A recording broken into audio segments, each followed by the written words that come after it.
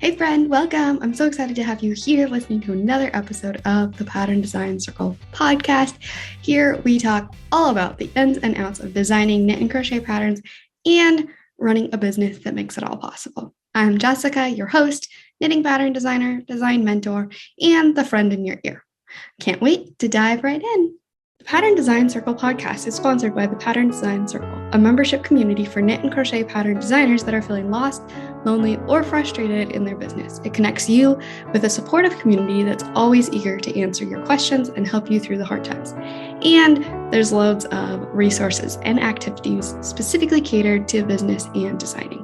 Sound like your jam? Check it out at snickerdoodleknits.com/design-circle. That's snickerdoodle, like the cookie, knits, knits.com/design-circle. All right, let's get into it. Hello, and welcome back to the Pattern Design Circle podcast. I'm so excited to be here in your ear, chatting all things creative business, life, alignment, all the things. Today I am sharing another podcast episode that was inspired by other creative entrepreneurs. This was another chat on the Collin and Samir show. And I know this makes it sound like I am a big Collin and Samir fan. The reality of it is this spring, I just watched like 4 or 5 interviews on their show.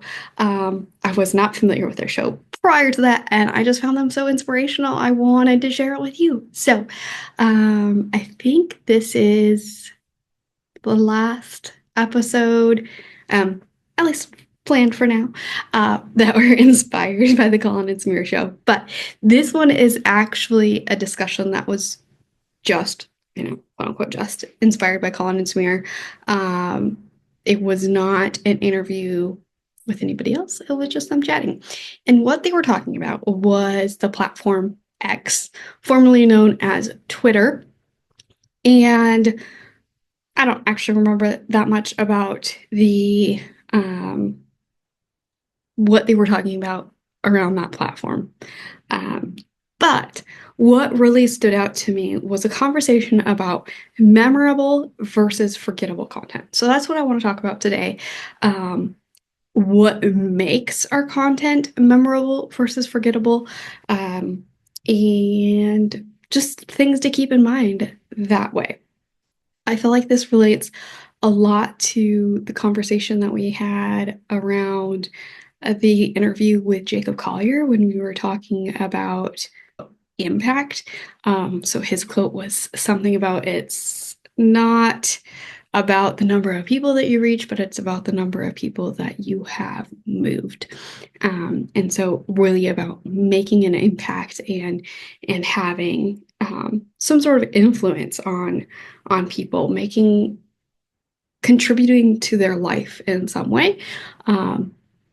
And I would add to that positively, that we want to be making a positive impact on people's lives. But yeah, so in the context of this conversation, Collin and Samir were talking about how X is a platform that isn't really for the kinds of videos that people are usually going to YouTube for.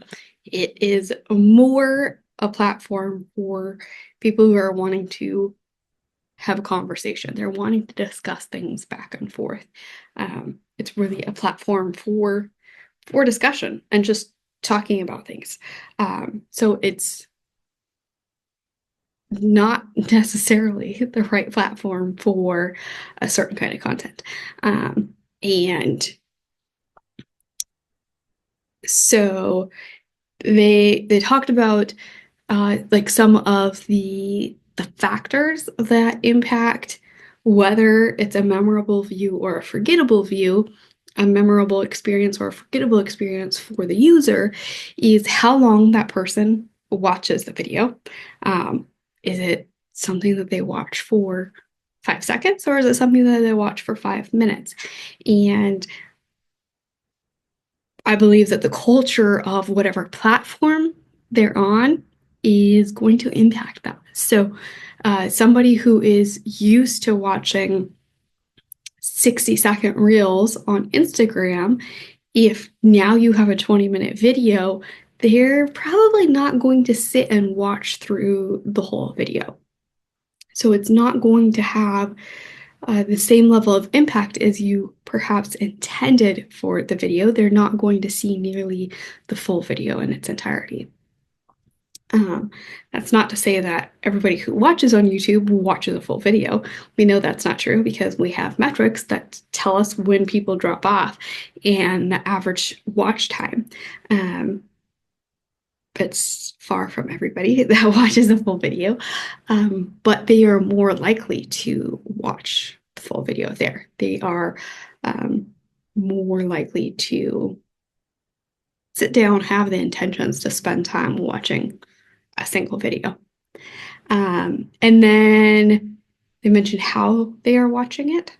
So that could be the platform that they're watching it on. But it also could be, are they watching it on their phone versus on a desktop computer or laptop? Or are they watching it, like, say, on a TV, a larger screen?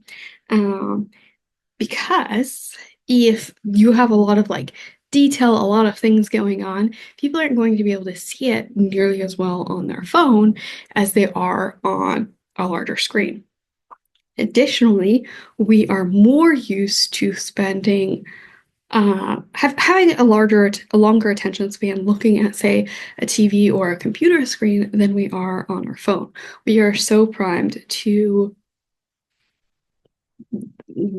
have this fast pace on our phone, whether it is scrolling, whether it is to write down a quick note, whatever it is, our phone is meant to be this quick, easy, accessible kind of thing.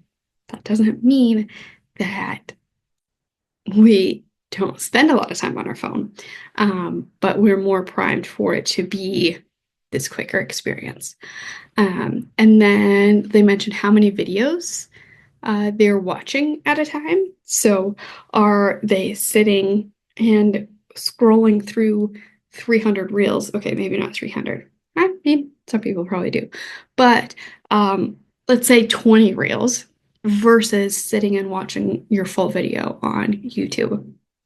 If that's the only thing they've watched today, it's going to make a larger impact on them than if it's, just one of many. And then they mentioned that a YouTube view is more likely to be a memorable view, and X.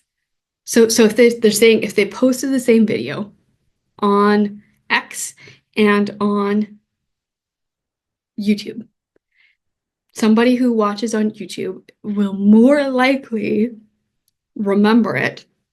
It's going to feel more memorable to them than somebody who watched the exact same video on X. I would say part of that could also be because on X, people are listening to respond, where people on YouTube are listening to learn and listening to understand, which is really interesting to think about. So if you're trying to create conversation and community and discussion, something on X is probably the better fit than on YouTube. So like they said, X would be a good platform for conversational video because people want to talk about the stuff there on X. I personally don't have much experience with Twitter or X. Technically, I had created an account on Twitter, but I didn't really ever use it. So this episode really is not about X, but instead about thinking about how we create content to be memorable for other people. If you are wanting to make an impact in somebody's life, if you're wanting folks to think of you when they need your product, if you're wanting folks to recommend you when somebody else is looking for your product, you have to be people have to remember you. You can't just be that random person that they saw somewhere, somehow, I completely forgot about, never will remember the name of, maybe won't ever think of the products, all that kind of stuff. And if this concept of being memorable is scary for you, if it's bringing up fears, if maybe you are scared to show up because you don't want people to remember you, I don't have time to dive into it all on this episode, but I do recommend that you dive into that. Dive into that fear, and try to understand why it's there and how maybe you can dismantle that fear, because I think that will be super valuable for you. Just in general, to make a positive impact, a positive influence on the world, but also for your business and your art and getting that into the world. So, I guess first of all, what kind of content can you create that will be memorable? I do believe that we are very used, like what you see as like viral videos or viral trends, those things are memorable. Those are things that um, are catching people's attention, are making an impression, and are keeping people's attention. So I'm not saying that you have to do a trend, but paying attention to trends can give you an idea of what makes content memorable. What are the kinds of things that people really kind of remember? Is it doing some sort of action on a video? Is it the subject matter? Is it the way that the video starts? Is it the length of the video?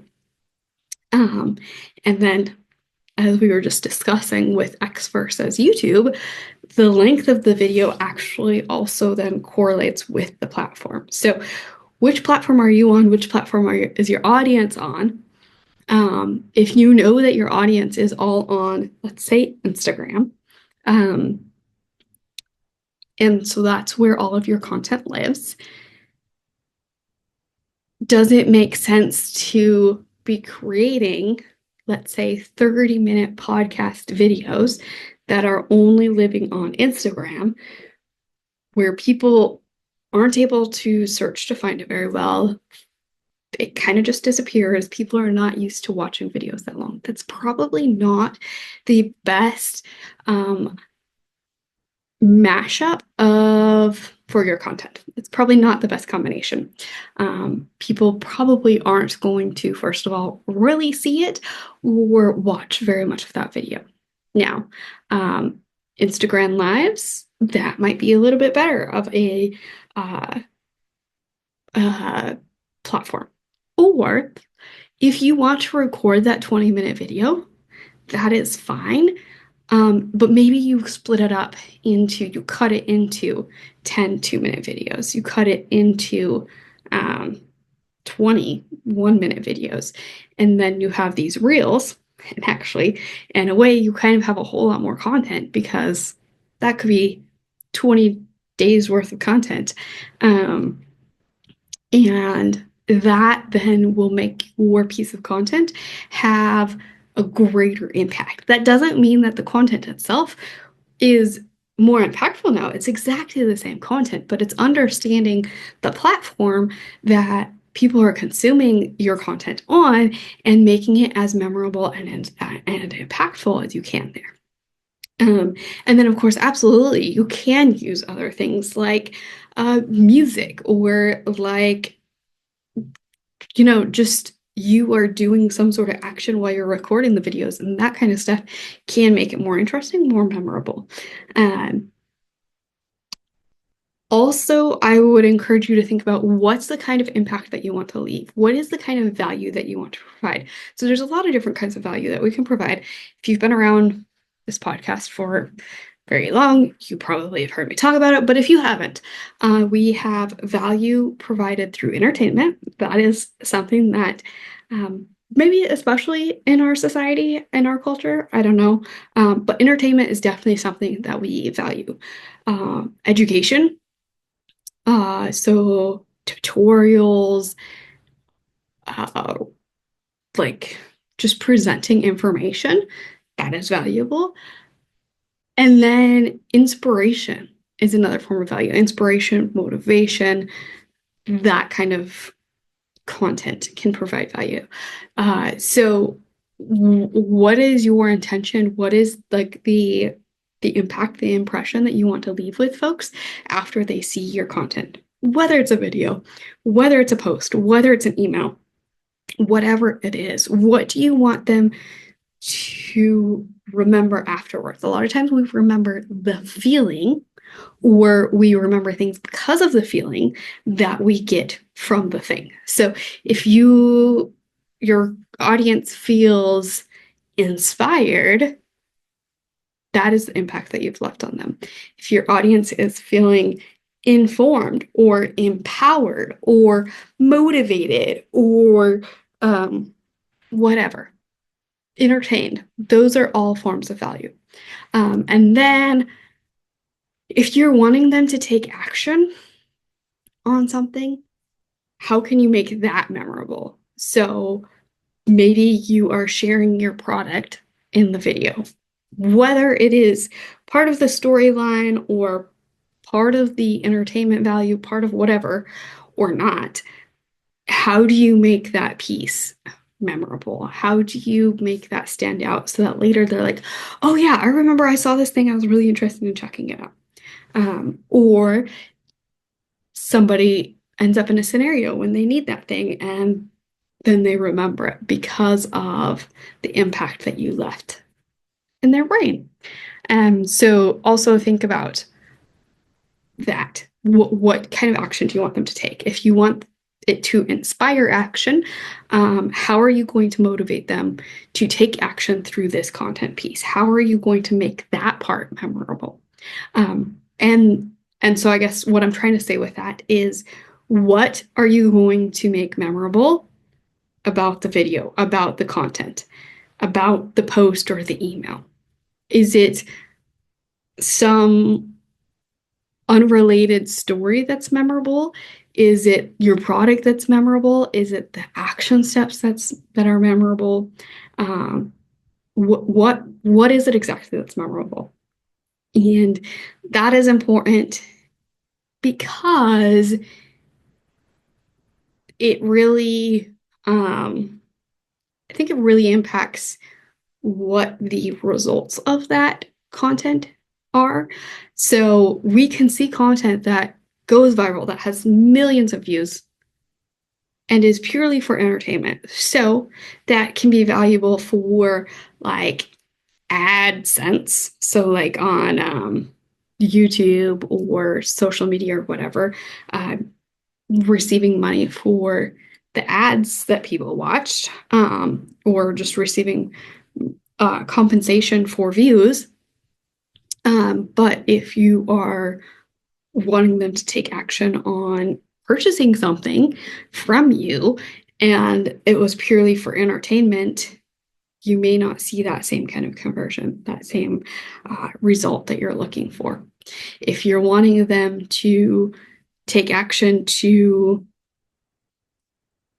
do something, whether that's related to your business or not, that same kind of, like if it's just something funny, it's not going to resonate with them the same way to take that action on it. So what take, just remember, first of all, do you want your content to be memorable or do you want it to be forgettable? Do you want people to actually feel impacted, moved, inspired by the content that you've created, entertained? Do you want them to laugh? Do you want them to send it to somebody else and share it? What is the purpose of the content? And then where are they viewing it? How can you make that content more memorable? How can you make it so it's something that they don't just forget about. And so what are the pieces in there that are memorable? What aspect do you want to be memorable? What are the action pieces that you want them to take? And how are you going to inspire that through your content? Those pieces are all so important to remember, no matter what you're creating, in order to be best using your time and energy in your content creation. We can spend so much time creating content of all forms. And if you don't have this sort of intentionality behind it, it can feel very random to your audience. They don't know what to expect. And it can make it really difficult to actually achieve what your purpose was. So having this intentionality before you create the content can really focus your energy, focus your time, help you to create the content that is actually memorable, an impact for your audience, and is serving the purpose that you want or need for your creative business. All right. I hope this was super helpful for you, that give you some things to think about on what is memorable and what is not. And I encourage you now, as you're consuming content, whether it's this podcast, whether it's emails or social media or videos, wherever you are paying attention to things, even like a movie, what are the pieces that are standing out to you, that are leaving an impression on you, that are inspiring you to take some sort of action, or generating some sort of reaction from you? And what are they doing really well in comparison to the things that you're just forgetting? I find that it's so helpful. Pay attention to the content that you receive and consume and see what's working for you. And that can give you a lot of super helpful information to know what to implement for yourself in your own creative business as the entrepreneur. So, alrighty, thanks so much for tuning in, and I will catch you on the next one. Wow, thanks so much for listening to this episode. If you found it valuable, please share the podcast with a designer friend. And if you have a minute, leave a review. It's so helpful for me and means the world to me. Chat soon.